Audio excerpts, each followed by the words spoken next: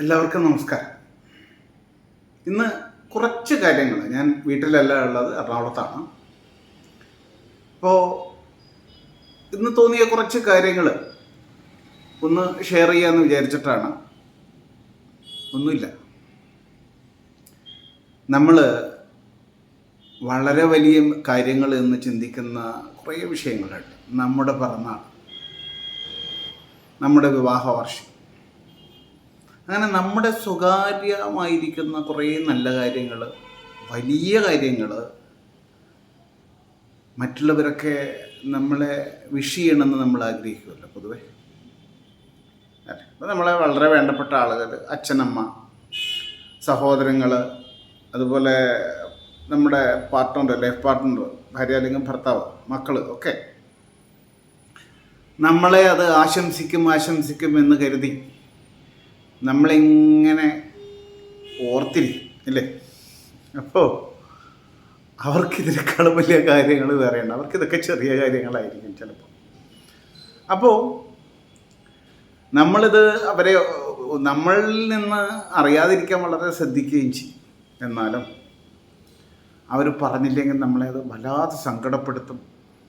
മാത്രമല്ല, അവരോട് നമുക്ക് ചിലപ്പോൾ വല്ലാതെ ദേഷ്യമൊന്നും വളരെ അടുത്ത ആളുകൾക്ക് പോലും അതാണ് അവസ്ഥ. അപ്പോൾ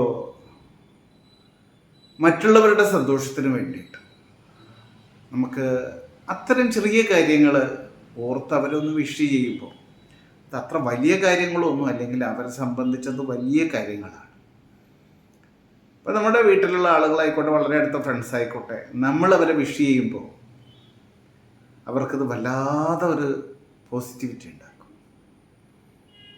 അത് നമ്മൾ കരുതി വെക്കുന്നത് നല്ലതാണ്. ഈ ഫേസ്ബുക്കിലൊക്കെ ഇപ്പോൾ പലപ്പോഴും നമ്മൾ ഡേറ്റ് ഓഫ് ബർത്ത് കൊടുത്തു കഴിഞ്ഞാൽ ആ ഡേറ്റിൽ അവർ നമ്മളെ റിമൈൻഡ് ചെയ്യാറുണ്ട്. അതിപ്പോൾ യഥാർത്ഥ ഡേറ്റ് ഒന്നും ആണെന്നില്ല ഫേസ്ബുക്കിൽ കൊടുത്ത്, പലരും പിന്നെ അതൊക്കെ നമുക്കൊക്കെ അങ്ങനെ വരാറുണ്ട്. പക്ഷെ ഞാൻ പറയുന്നത്, നമ്മൾ പിറന്നാൾ എന്ന് പറയുന്നത്, ചില ആൾ ജന്മനക്ഷത്രമാണ് പിറന്നാളെന്ന് ആഘോഷിക്കുന്നത്, ചില ആൾ ഡേറ്റാണ് ആഘോഷിക്കുന്നത്, അങ്ങനെയൊക്കെ ഉണ്ടല്ലോ.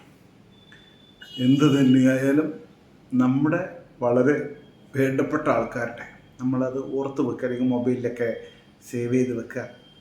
എന്നിട്ട് സമയമാകുമ്പോൾ രാവിലെ അവരെ ഒന്ന് അറിയിച്ചു കഴിഞ്ഞാൽ അവരെ സംബന്ധിച്ചിട്ട് അത് വളരെ ഒരു പോസിറ്റീവായിട്ടാണ്, ഒരു സന്തോഷം അല്ലെങ്കിൽ ഒരു സ്നേഹം, വല്ലാത്തൊരു പോസിറ്റിവിറ്റി ഉണ്ടാക്കും. നിങ്ങളങ്ങനെ ഒന്ന് ട്രൈ ചെയ്ത് നോക്കൂ, നല്ലതാണ്. അവരേത് കൺസെപ്റ്റാണ് യൂസ് ചെയ്യുന്നതെന്ന് അറിഞ്ഞിട്ട് ചെയ്യുന്നതായിരിക്കും നല്ലത്. നമ്മുടെ വീട്ടിലുള്ള ആളുകൾ അറിയാലോ, നമ്മൾ നക്ഷത്രമാണോ നോക്കുന്നത്, അല്ല ഡേറ്റാണോ നോക്കുന്നത് എന്നൊക്കെ നമുക്കറിയാമല്ലോ.